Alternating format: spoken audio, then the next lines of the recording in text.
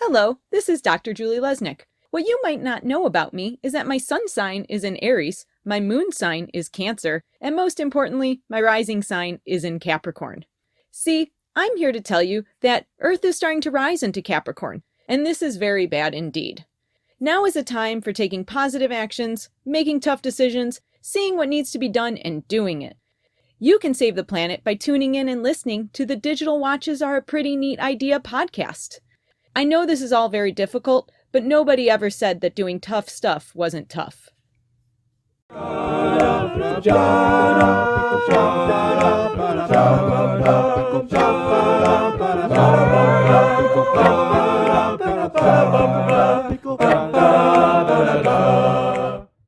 Hi there, this is Jeff. I'm with my friend Bryan, and we'll be talking about The Hitchhiker's Guide to the Galaxy in all its forms.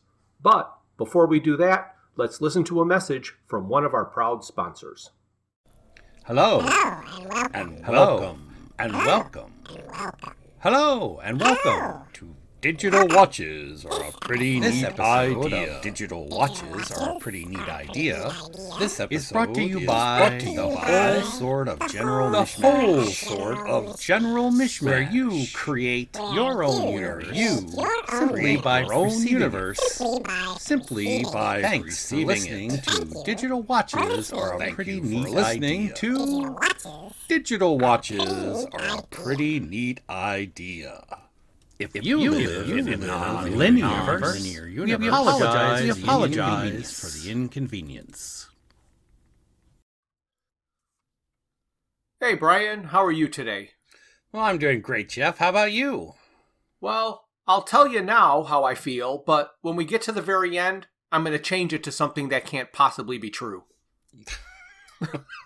All right. I think you're trying to allude to something there. Yeah, a little bit. Oh my gosh. We're talking about Quintessential Phase today, huh? Yes, the radio series version of Mostly Harmless. Right. And like the other phases, this is going to start out with a narrative, voiceover setting up the story. Mm-hmm. And it starts with the anything that happens, happens. Right. But it stops there. And then it breaks off. And then it comes back and does half of the second part. And then it breaks off. And then it does the whole second part. And then it breaks off. And then it does the third part. Yep. So if you were unfamiliar with that opening from the book or that part from the book, would you have understood that at all? No, not in the way that they laid it out, but because we are so familiar with it, we knew exactly what was going on. I mean, it's interesting. The Quintessential Phase, just like some of the previous phases of the radio show, tends to do a little bit more and a little bit less at the same time. Yes. Well, one of the things I like best about listening to these radio shows, the ones that were produced after the books, is to see what things they eliminate that they didn't feel even needed to be stated. Mm-hmm. What things they add an explanation to that the book was unclear on. Okay. And what things that they rearrange how it happened to condense the story to fit into the format. Yes, exactly. And I believe they do all of those things in this one, just like always. They do indeed. Mm-hmm. Also, in the beginning, when they're breaking up the anything that happens part, they do mention the impossibility of faster than light travel, and they introduce the traveling by bad news. Right. Which I thought was funny before in the book, and they did a pretty good job here in the radio show of relating that particular story. And something that was a little more current to the time this was released, I did like that instead of calling this the Guide Mark II, because nobody uses that terminology anymore, they called it the Guide Version 2 Pro. So they had it. I thought that was pretty funny. Yep. And it will pop up and do ads periodically through the show. It will just pop up and do an ad. Yep. Yep, I did think that was pretty funny. I also thought it was interesting that right at the beginning, I mean, they didn't even get too much into the story before they even mentioned our favorite prophet, Zarquan. Yes, right, yeah, right at the beginning. That was in reference to the wars that were going to happen inevitably, and just was a kind of a nod to Zarquan's eventually showing up. Correct. Okay, so the story starts with the discussion of the war that the Grebulons were going to fight. Right. And the Grebulon ship and what happens to it. And I did find that it was interesting because it was one of those questions we asked about the technology and what knew when, where. But in the radio show, they simply say the ship found the planet and landed and decided to monitor Earth. Or, well, we find out later that it's Earth. Right. So the Grebulons themselves aren't responsible for landing and picking the planet.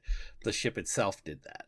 At least that's the way they say it in the radio show. Right, which makes more sense because I kept asking how could they possibly do anything Right, if they've they lost had no their clue. minds. Yeah. Exactly. And oh my gosh, I kept, every time they had an interaction with the Grebulons in the radio program, I laughed because I'm not sure what it was that I kept thinking about, but the way they had them popping in and out made me think of, I don't know, the Muppets or you know, something like that, where they, you know, they're barely able to retain enough attention span to pay attention to the conversation.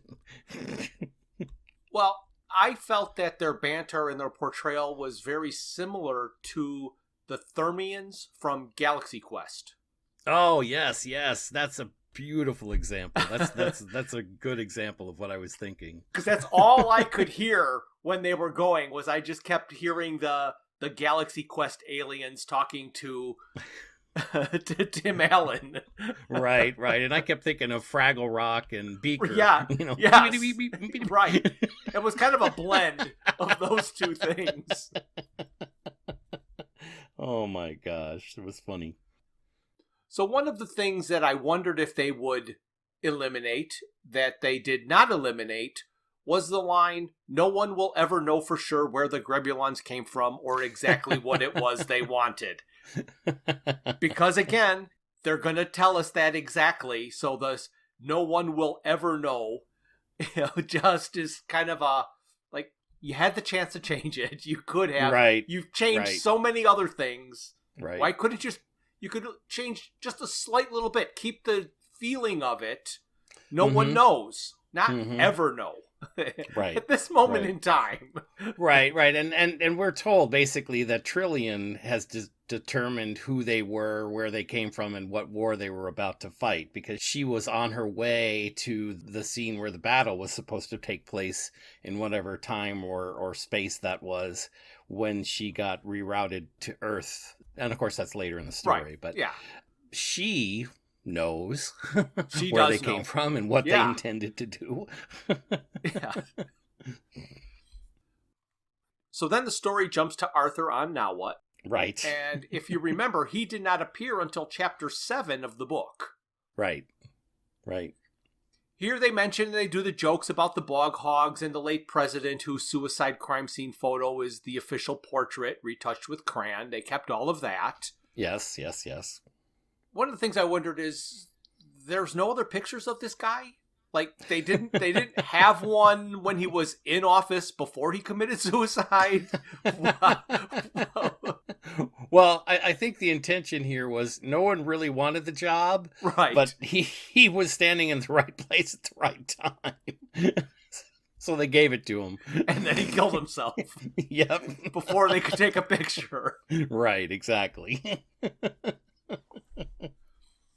So Arthur's obviously trying to get off of Now What, because it is not a very pleasant place. And his guide is acting up, and he's kind of showing the relocation officer. So he knows something's going on because it's just being screwy, so he can't even use that to find a place to go. Mm-hmm. And the relocation officer is a telepath. Right.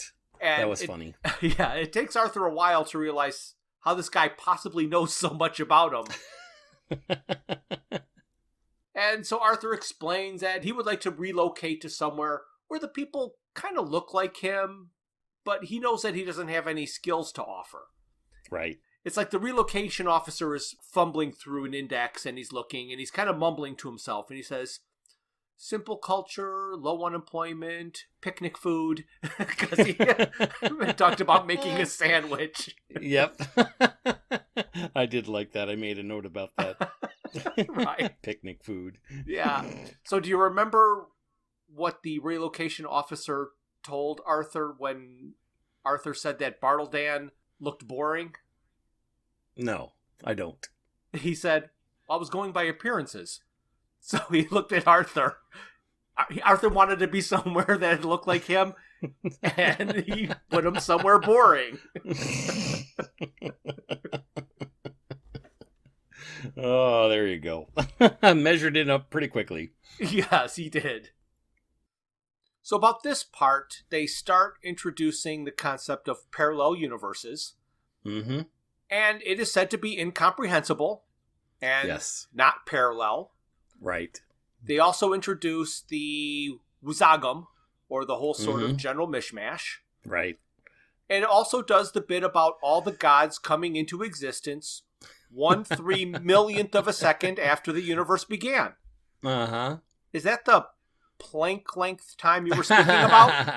Planck time? Oh, no. About a 3 millionth that's many of a second? billions of Planck times later. Okay. So a 3 millionth of a second is many billion Planck times. Oh gosh, yes. It's like you say, it's incomprehensible time-wise. And the only other thing I thought about, whether this just observationally, when they talk about the Big Bang, we kind of think of it as an explosion, and it takes up a volume of space, okay? Right. But the Big Bang is really an explosion of space.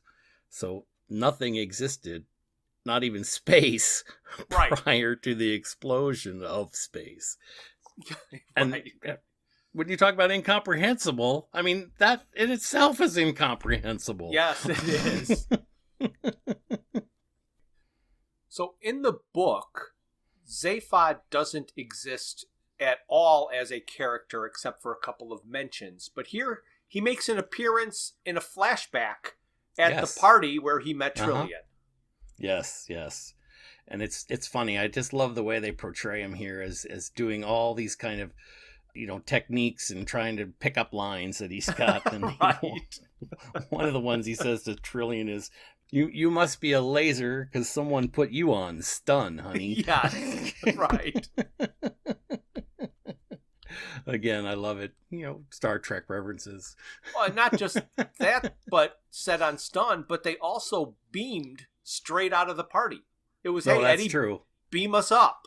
And so he got beamed up out of the party with Trillian. Mm-hmm. Yeah, they laid in heavily on the Star Trek stuff and on different little pieces of this, the radio show. Yes. And one of the things that I really liked and I thought was very clever is that Trillian is played by the actress from the radio series. Right. And Trisha McMillan is played by the actress from the TV show and is said to be blonder and more American.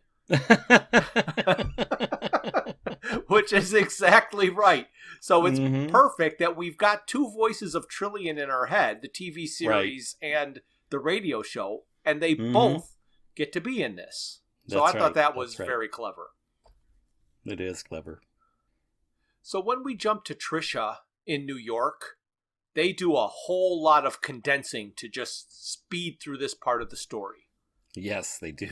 Obviously, I am happy that they cut out all of that meaningless, tedious conversation. Oh, I made a special note of just that. Could you imagine having to listen to that? Oh, gosh. On a radio show? Uh-huh. I knew you'd like that. Oh, absolutely I did. She's meeting Gail Andrews at Club Alpha, not the hotel bar. Right. I thought that was interesting, too. It was a good choice. But the owner, Stavro, is not there today. No. He's in London for the opening of his second club next week. So here is how they threw all the clues that you would need to figure out the ending. Right.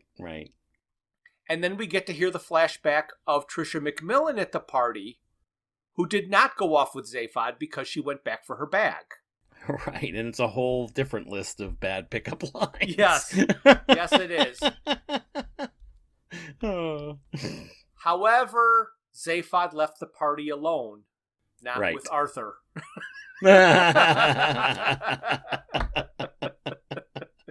Well, to each his own, Jeff. To Well, each his own.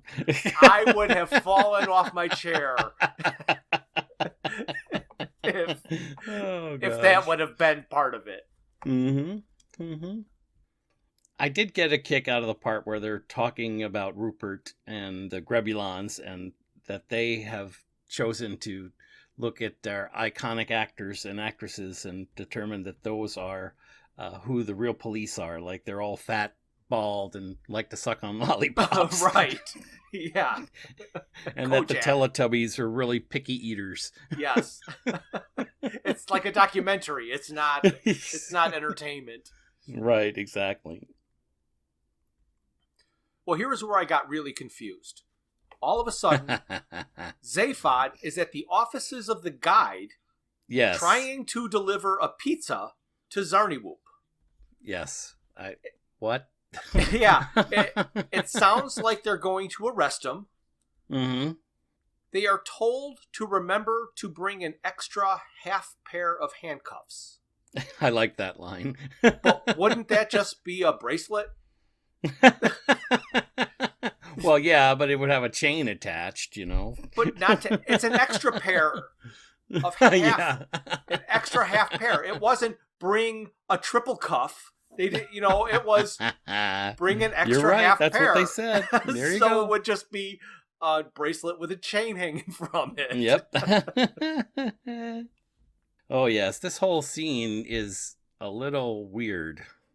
Because it doesn't have anything to do with the original story, and they're just trying to include the actor who played Zaphod. So they're just put him in the story. Right, and I mean, they talked about the total perspective vortex. They talked about the artificial universe that he was in. Yes. And the fact that he doesn't recognize Van Hull when he walks into the office, I mean, that didn't make sense. Yeah, exactly, because that's, if he went to see Zarniwoop, well, I don't even know what to say about that, because that whole thing, like you said, was just confusing, trying to figure out what was going on, and there are a lot of inconsistencies. Right. I mean, you made the point, and I think maybe we should say this earlier, that they took Van Hull, which is the character name from the book, the person that Ford goes to interact with at the Hitchhiker's Guide, right, and they gave him a first name of Zarniwoop. Correct. Which is the story we know from the previous book, from the other book, where Zaphod is interacting with him. But it does get very confusing, because isn't this the person he would have been meeting to conspiracy with and all this kind of stuff? That was the whole psychotic break that they told Zaphod he had in the third radio series. Right. Because now he's trying to find out what was going on. Right. And he's still in his artificial universe? I don't know if he's in his artificial universe, but he does go into it, and that might be when he goes back into Zarniwoop's office. It's confusing. It really is confusing. But then he does make the one clarifying statement that he was too drunk to understand any of it. That's right. Yes. So we're going to leave that, and we're going to go to Hawalius. Ah, yes, Hawalius. And they now have fast food franchises rather than Not only pizza takeaway places. pizza. Yep. I love that. And then they show a little video clip of Trisha announcing something that's happening in the middle of next month, so they can kind of set up that whole time paradox thing, which is why Hawalius is having such a hard time. Correct. But they added a couple little lines to kind of throw in with the, making jokes about or referencing the TV series. But it didn't make any sense. Because Arthur recognized her voice and saw her and asks, is she always dark-haired? Right. You know, he says he knows the blonde one and she is sort of American. Right. The one that never left with Zaphod is the blonde one. Mm-hmm. So he should know the dark-haired one. Right. So it's real confusing because neither of these Trillians or Trishas is the one from our previous stories. Well, as we find out later, maybe Yeah. there's more than one. Yeah, unless Trillian dyed her hair dark. There you go. Or she's just wearing a wig for the TV or something. I don't know. That yes, it's a wig. Yeah. And then Ford again is going to sneak into the guide offices, and he's going to capture the security robot. And we know what is happening as he is jumping the logic circuits of the security robot, because he is stating everything he is doing as he is doing it. Okay, Right, I'm going to right. pry open this little lever, and I'm going to take this, and I'm going to put this here. So that's just classic radio series. Yeah, well, it cleared up all the, the questions about how he would have the technical knowledge. It seemed pretty easy. Yes. Well, that wasn't the part that I had trouble with. It was the reprogramming the computer. However, right. he was able to do that just by the Identities card that he eventually gets. And he just says, hey, approve all these in retrospect. And he wants to name the robot. And this joke, for whatever reason, gets funnier to me the more I think about it. Because he just blurts out a name as an idea for the name of the robot. And he yells out, Emily Saunders. Just like... And then he immediately dismisses it. And he changes it to the name of her dog, which is Colin. Right. So, Colin.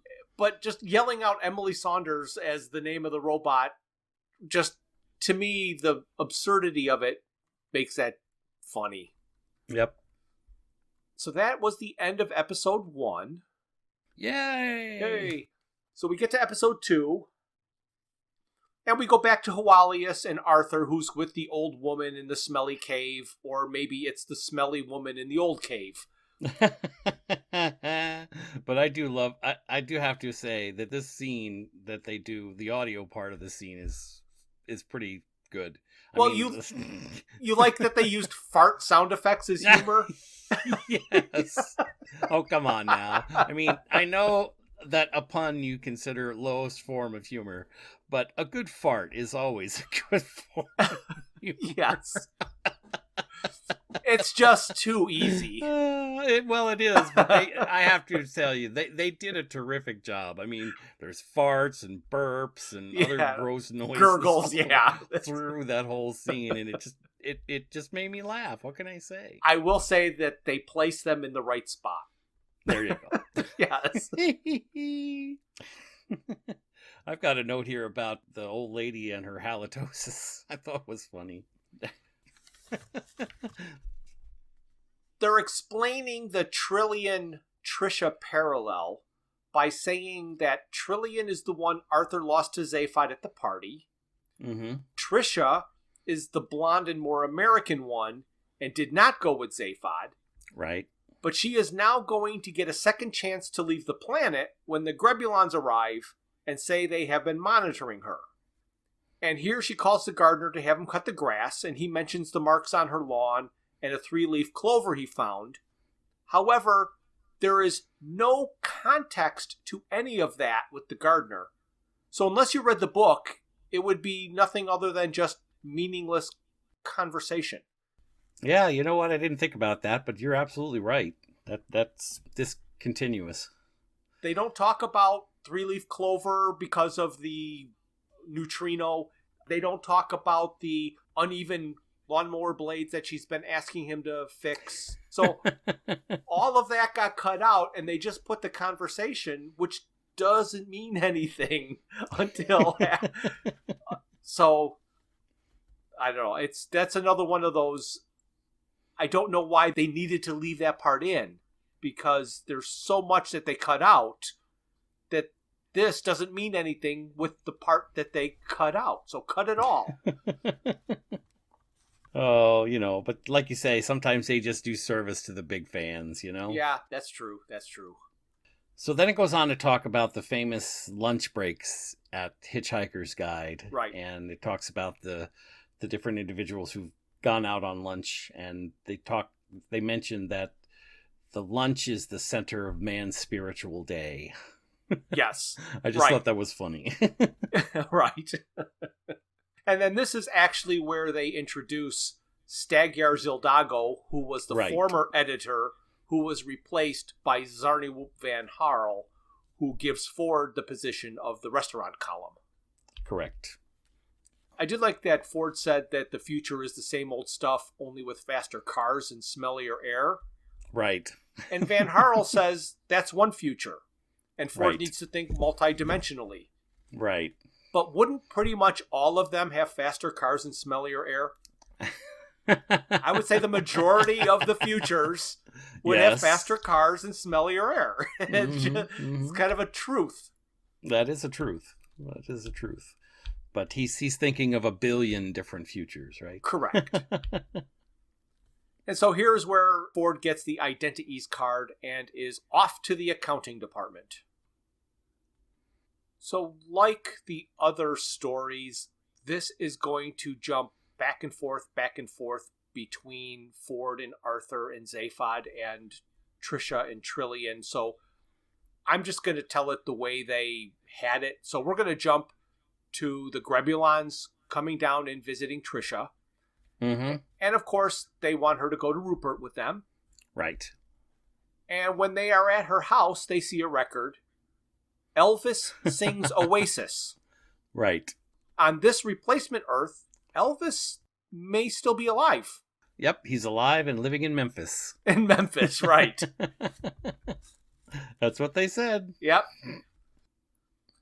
And then they jump back to Arthur on Hawalius, and he gets the best advice from the man on a pole, and he learns about the boundary conditions and beach houses, just like in the book.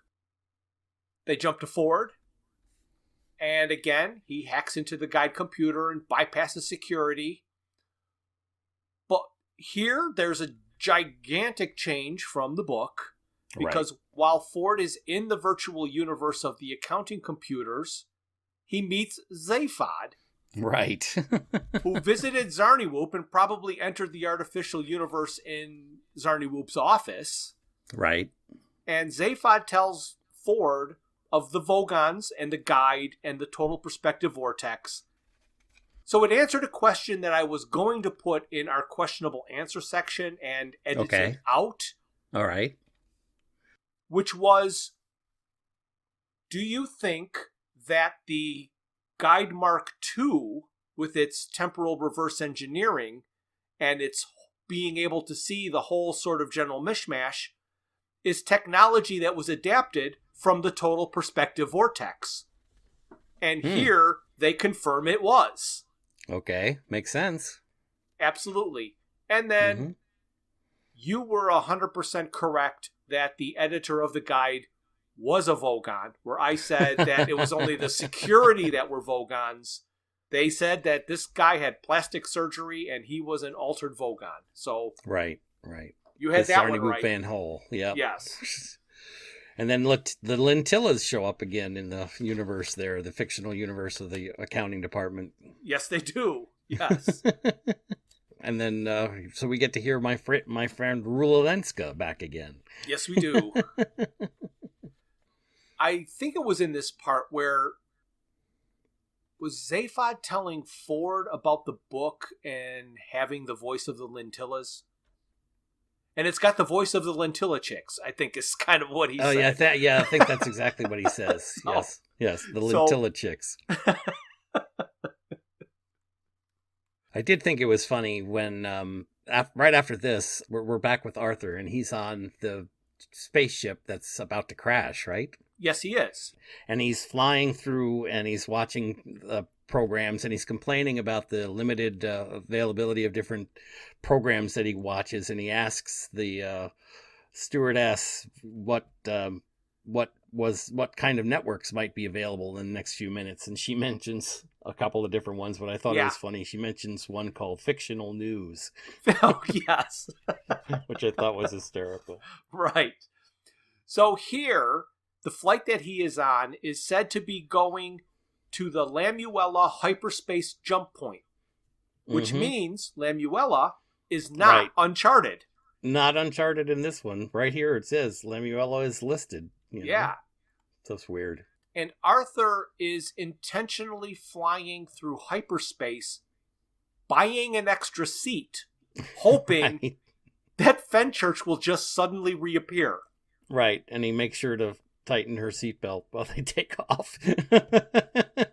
It's just sad. I mean, could you imagine that existence? Just flying through hyperspace, hoping she just reappears? Yep. But as we know, he crashes. Right. Did we make it to part 3, Jeff? Not yet. Oh, okay. Because first, Ford has to go back to the editor-in-chief's office to replace the identities card. Oh, okay. And the Vogons are in the office. And Ford says there is a rocket launcher on a Vogon's shoulder. Right. It did not make sense in the book, but it makes even less sense here because Ford yells, "Colin, window!" And Colin breaks the window. Right. So what was the rocket launcher for that broke the window in the book? I don't know. Yeah, I still think it's very funny when they talk about foolproof. Yes. And how they've tried to make these windows foolproof. But in doing that, they underestimate the ingenuity of complete fools. Yes, right. which reminds me of squirrel stories. Wait, so exactly what do you mean by that?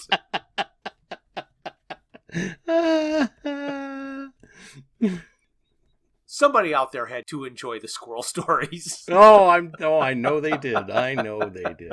I'm just having fun. I don't know if I was happy about or okay with eliminating that whole scene about Ford kicking off his shoe and the way he gets to the ledge. It seemed a little bit much to try and include in the radio series because it would have to be him just explaining everything he's doing. Oh no, I'm falling. Oh no, there's Vogons on the ground. Oh no, Colin, come here. Oh no, Colin, you can't go up. Oh no, let me kick off a shoe. Oh, good thing it hit the rocket. You know, it would have been too much of that. Yes. Some of that narrative would not have been interesting. No, so they just had him make it to the ledge of the 13th floor without all of that. Right. So now we have reached episode 3. Yay, episode 3. And in this we have an entry in the guide for Lamuella. It is on the eastern rim of the galaxy. It is near a hyperspace jump point. And it is partly bisected by a plural zone. The sandwich maker and the art of making sandwiches is explained.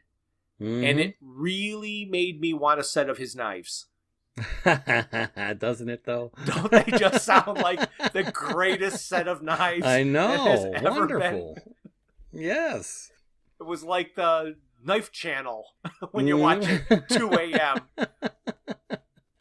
Yep. So when Trillian's ship arrives on Lamuella, because she's going to see Arthur, old Thrashbarg is doing his chanting.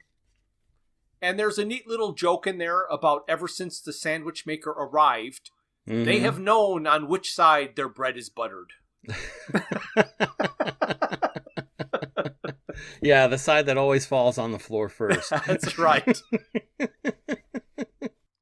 And Trisha is there to introduce Arthur to his daughter, Random, and then leave him there. Right. I love it. Here they do a little change in the narrative to tie the radio series into this, because this is a radio series rather than the book. When Ford is on the ledge of the 13th floor, they talk about the reinforced windows. Right. But they don't talk about the telephone riots. No, they don't. They say that it's due to the Frogstar attack. And Right. Ford says, "What Frogstar attack?" So like I mentioned, Trillian drops off Random, leaves, and here's where they do a good job, and they do this better than the book. So in the book, out of the blue, Arthur just goes, I don't love you. I don't know you. Right. And was like, wow. Like, that was just a little weird. Coming in hot. Here, Random says, now don't tell me you love me. And he's like, I don't love you. I don't even know you. So it was the right comment in the right place, other than just out of the blue. So always excited when they do something correct and really improve a story that was probably what he meant, but it just didn't come out that way. Right. Here's another little part that I think has implications that weren't in the book, and I don't even know if they're real implications, because the Grebulons have lost their minds. So they have no idea what's going on. That's right. So when Tricia gets to Rupert with the Grebulons, she asks them if she can videotape the interviews. Right. And she is told that she can because they have nothing to hide. Right. Then they cut to Prostetnik Vogon Jeltz, who's laughing and smiling and says, ha ha ha, nothing to hide. Like, they're this integral part of his plan. And that they know it. But they don't know it. No, they don't. So they don't have anything to hide. Because they have no idea that they're pawns in the Mark II's plan. Or, yeah, and I mean, along those lines, well, we know where it's going, because obviously we know the story here, at least in this part that's coming up. The other part that's kind of a little annoying in that respect is that they're talking about collapsing the entire infinity of Earths. Yes. And this one Earth being blown up by the Grebulons is not the activity that would cause that to happen. But they infer or imply that it is. So that bothered me. Well, you want to know what bothered me? Sure. Is that I didn't know that in this 5th radio series was yet another Vogon Jeltz poem that could have been included in our poetry episode. Oh gosh, yes, I thought a lot about that. I was going to write notes and talk about the poem, but I didn't do it. I guess we're going to have to bring it up because it was new to both of us, so we did get caught off guard, and it's important. Yes. There is a new poem that he writes, and he says it's about irony.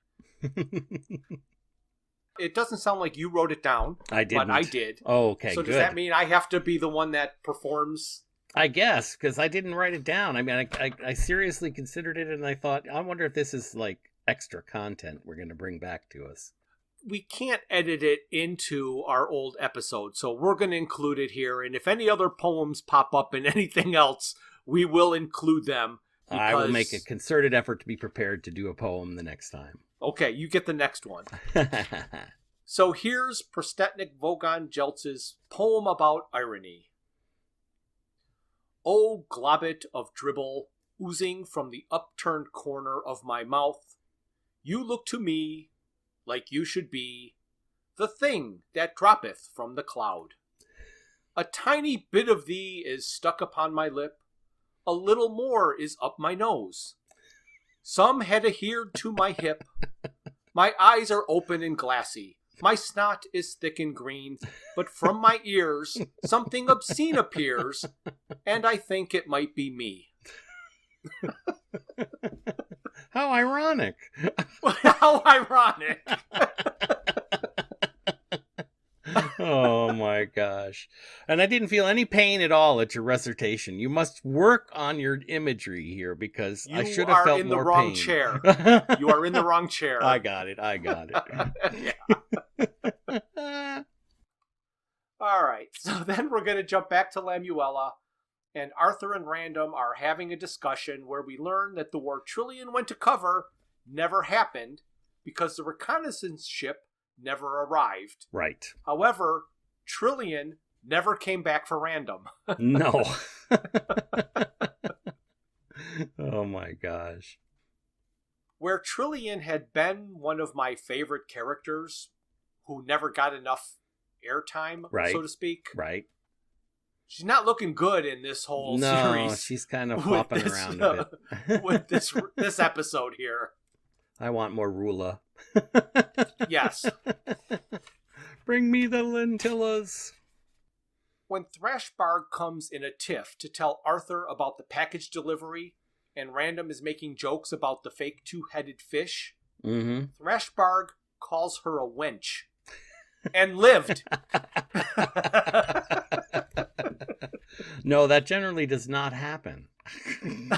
No. At least with a sharp rock in your pocket. That's right. Yeah, she's always got it ready. So here they condense things a little bit.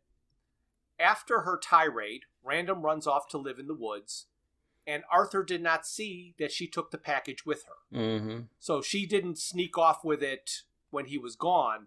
She just had a fit and left, right, and somehow palmed the package. As you know from our talk about the book, I'm not a real fan of the part where they calibrated the book for Random. Right.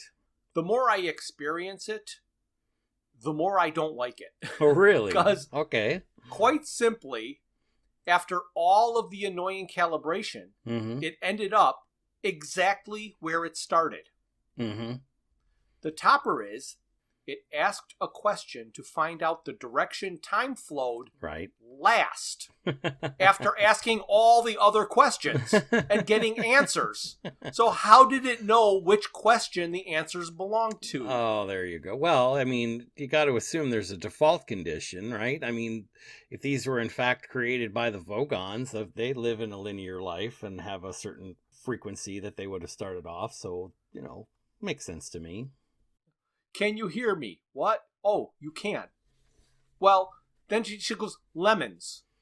And she says, oh, you think time flows that way? No, see, so all of, so it's, that's the first question it should have asked. Before it seems logical, but like I said, I can see that they create a default condition for the guide. Yeah. You know, it starts off in the condition that the manufacturers created. How many of me do you see? One. Good. Stop there. Why did it have to do this? Now I see you in infinity. Which just drives me crazy. So Ford arrives and Random hits him in the head with a rock and takes his ship and goes to Earth.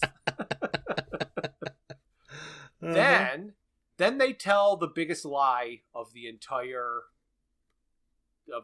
series. All right. At the end of episode 3, okay, when the guide Mark II is talking and you have Rula Lenska, so Rula Lenska lied to you. She said that the next episode would be the last episode ever of The Hitchhiker's Guide to the Galaxy. Well, I'm sure that they thought it was. I will disagree with that based on the ending of episode 4. Yeah, there you go. Yeah, that kind of sets it up. But we're not supposed to talk about that. No, we're not going to talk about that. Okay. Yet. So, here's episode 4. Episode 4. Hey, you know what I liked about episode 4? I love this part where they start talking about the first third of your life and how the things that happen in the first third of your life are new and exciting and you can get a job in it. And the final third, you just want everything to stop. Right. What is all this craziness? Right, exactly. So, yeah, that was a perfect description of the thirds of your life. And beginning of episode 4 is where we are filled in on what is going on because Ford explains everything to Arthur. Right. And here I thought you would have picked something out that I found kind of funny. And because you kind of mentioned it in the episode about the book and they kept it in here, but they changed it. Do you know what Okay. I'm talking about? No, I don't. They don't say it's all badger spit. Oh, right. I do recall. Arthur uses the term, "You are badger sputally saying all of this." So I thought that was a nice little twist. Yep. I'm like, did he say badger sputally? Yes, he did. And I just love Ford's line when they're talking about Random heading off into the galaxy, and Ford says to Arthur, well, can we feel sorry for the galaxy later? That's right. Yes. Yes. And then here is an unnecessary change that didn't make a whole lot of sense from the standpoint of what was in the book and how they're doing it now. So Ford still tells Arthur that he jumped out of the window that second time. Right.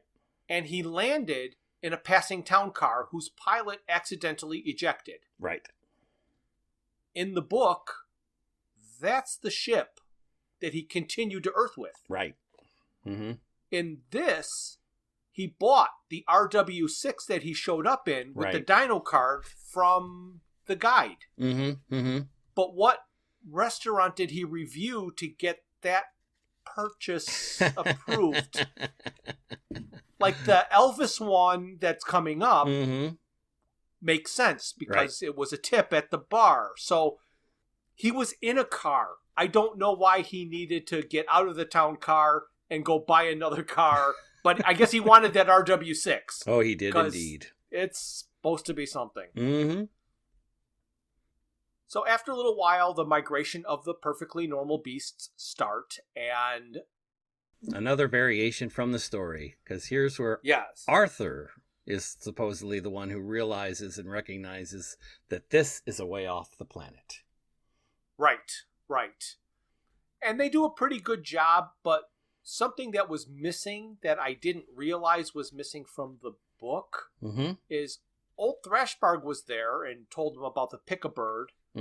But where were the other hunters? Yeah. They didn't ever say that in the background were all of these other hunters. Mm-hmm.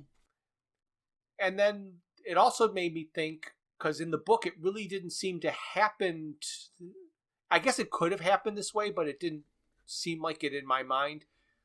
Is in this, it appeared that the pick-a-bird fascinated the beast and it became docile. And would it just come over and lay down or something? Yeah, basically it just stood still and let them get on. They got it, yeah.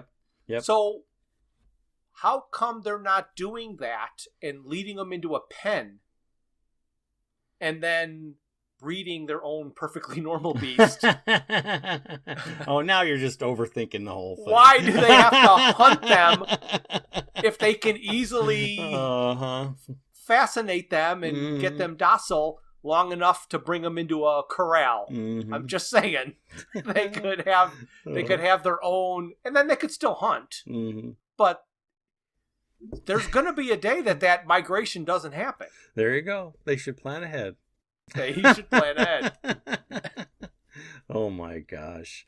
But I still got a kick out of the little line that Arthur's complaining about how rank the smell of the perfectly normal beasts are, and Ford says, well, then you've never met Eccentrica golumbits. Which I found kind of a cheap joke, and I didn't really enjoy that joke. I found it kind of funny, and I understand why they did it, but I think of Eccentrica golumbits, I've always had her more in the higher class escorts rather than the rank-smelling street escorts. So I wasn't a fan of that joke. But, you know. All right.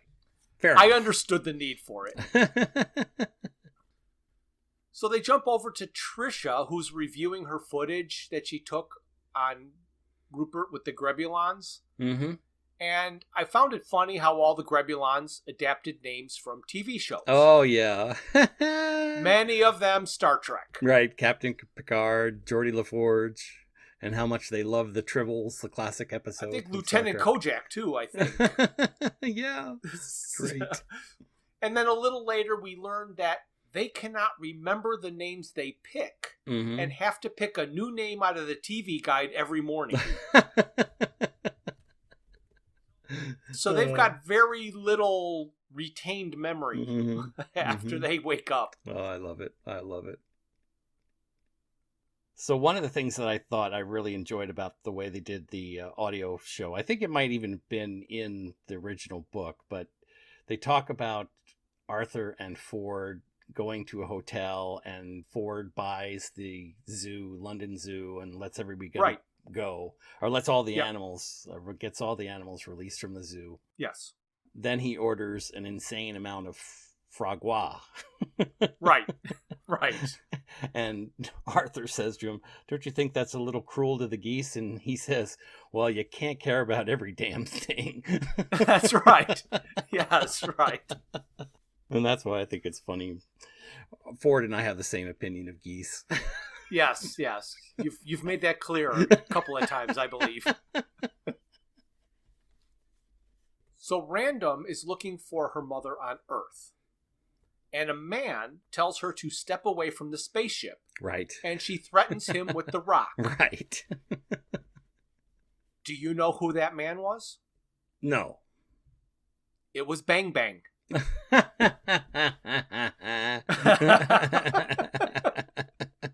How do you know it was Bang Bang and not Shooty? Well, I knew it was one of them, so I looked up in the cast. I went online and looked up the cast. Oh, really? The cast. The guy that somebody is as Bang Bang. Yes. Oh, that's awesome. So the same actor, who played Bang Bang in the first radio series, plays Bang Bang here. The guide asks if she wants the guy to make that guy go away permanently. I guess kill him. And Random says no. And just like that, the guide says, "Well, then I'm needed elsewhere," and disappears. Right. But then it made a sound effect like it flew away, not like disappeared out of existence. Well, I guess that's a flapping of the bird thing. They're trying to, Yeah. So I think again that you were correct that this guide left the Earth before its destruction. You're about to talk about it, and this has to be my absolute favorite part of the entire audio series that we've listened to. Okay. Coming up, and that's the bar and grill. Yes, I am going to talk about the bar and grill because what I liked about that was the song. So I don't know what you're going to talk about. Were you going to talk about the song? Yep, that's what I was going to say. Yeah, so go ahead. Okay, so we know the scene where Ford is negotiating with Elvis for the ship. Yes. Ford walks back to the bar and he's talking with Arthur, and we get to hear Elvis as he sets up and starts to sing. But it wasn't Love Me Tender like in the book. Nope, wasn't Love Me Tender. It was the cricket song. Yes. And I just absolutely loved this part of the audio book. I mean, that was fantastic that he's singing the cricket song. And it does a good job too. Oh yeah, it sounds beautiful. Way better than I could sing it. So now I want to jump back in time. In the book, when Trillian came to Lamuella to meet Arthur, there was singing coming from the sandwich maker's hut. And that's how she knew where Arthur was. Right. They didn't say that here, but in the background, Arthur was singing the cricket song. So they're getting a lot of mileage out of this song. Isn't that awesome? Oh, it's just incredible. I love it. I absolutely love it. Everything's coming to a close. They all end up at the club, Stavro Mueller's second club, Beta. And again, the character of Agrajag is the audiobook recording of Douglas Adams. I know. I still think that's fantastic that they did that. It's so fantastic. Makes me so happy that he did the books too. Read his own book. And after, like you were talking about earlier, where Trillian knows what's going to happen, is trying to get everybody to leave, the gray gun turrets point at the Earth, and the Earth is destroyed. Mm-hmm. Since this was said to be the last ever episode of The Hitchhiker's Guide to the Galaxy, you think it would have just ended here because this is how the book ended. Right. But it doesn't end here. Right. I think there is a whole bonus episode's worth of discussion about what comes after the destruction of Earth. What do you think? I have to say that the last 11 minutes of the quintessential phase of this book is so densely packed with yes, to say the least. and information that to parse it out will probably take us enough to fill an entire bonus episode. I agree with you, because I think there's more information in this last 11 minutes than the previous 3 episodes. And trying to figure out exactly what they mean and how it all relates and fits together. So that's what you folks have to look forward to. Awesome. So our bonus episode in the middle of this month is going to be talking about the epilogue, is what I'm going to call it, of the quintessential phase. I can't wait. It's really kind of fun, but it's really very dense. For 11 minutes worth of audio, it's really got a lot to say. And I'd say it's a little bit infuriating in some points too. 100%. It will have every emotion that you have will come out in this epilogue. So, Bryan, since they all know what to look forward to next bonus episode, I think it's time to say goodbye. So, say goodbye, Bryan. All right, Jeff, I'll say goodbye. And in deference to our bonus episode, I'd just like to say good night, Fenchurch. Right. Yeah, spoilers. Thank you for listening to Digital Watches Are a Pretty Neat Idea. Look for us the first Thursday of every month for a full episode. We will also release a bonus episode later in the month. A very special thanks goes out to Luke, Max, Greg, and Tim Lesnick for arranging and performing our opening theme. We would also like to thank our talented friends and family for their voice work on our introductions and commercials. A special thank you to Dr. Julie Lesnick for our opening. And you can thank Bryan Campbell for your acid flashback. Visit our website at digitalwatchesareapretyneatidea.buzzsprout.com, where you can find links to all my Hitchhiker's Guide to the Galaxy inspired t-shirt designs.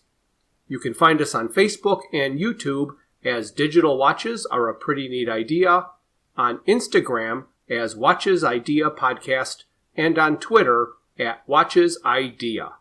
If you'd like to contact us, our email is digitalwatchespodcast@gmail.com.